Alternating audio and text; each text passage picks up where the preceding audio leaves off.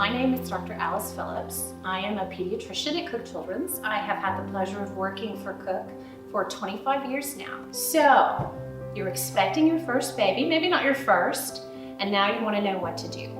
So step one is I want to encourage you to be as prepared as you can. I always think that's kind of a funny thing to say. How are you completely prepared for a newborn? There's no way to be completely prepared, but there are definitely some steps that you can take that will make that transition from being pregnant to having a newborn much easier.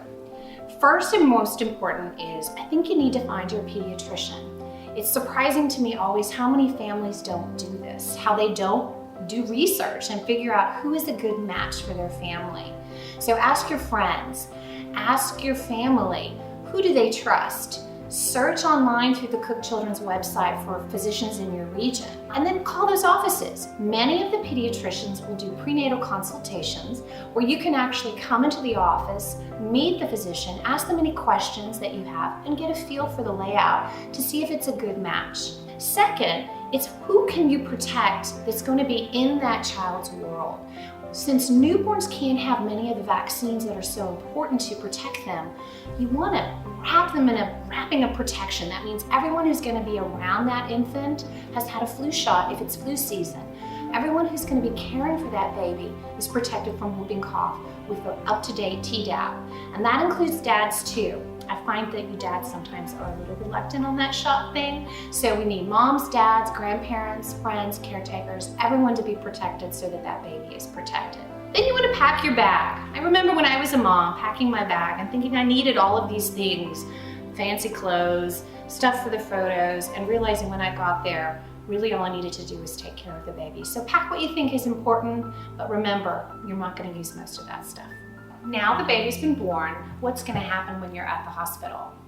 One thing that's important when you're choosing your pediatrician is to ask them, do they make rounds at the hospital?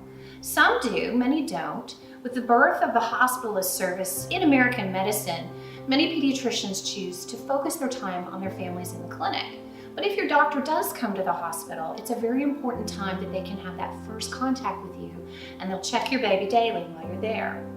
So what's going to happen? There's a whole lot of stuff, but what's important for you to know is none of this happens without your consent, and so you need to know what you're going to be signing before you get there. So the baby will be born, they're going to dry the baby will not get a bath anymore until they're about 24 hours of age so that you can bond with them and they don't get overly cooled. The baby's going to have a hearing test done to rule out any type of congenital hearing loss. They're going to have a test done of their heart. It's just a simple oxygen test. It doesn't hurt them a bit. They put a little tape around their finger, they measure their oxygen level, and it's a good clue to us if there's any kind of underlying heart disease that we can't hear.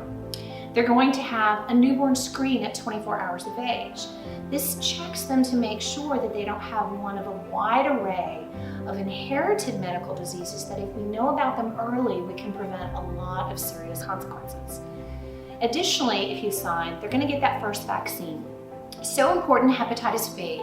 It not only protects them from hepatitis B that they could have gotten in rare cases from mom, but it also protects them from for the rest of their life from any type of transmission via blood, bodily fluids, anything of that nature. Then daily, your pediatrician or the hospitalist will come by to check your baby. They'll make sure their exam is normal. They'll talk with you about everything they found.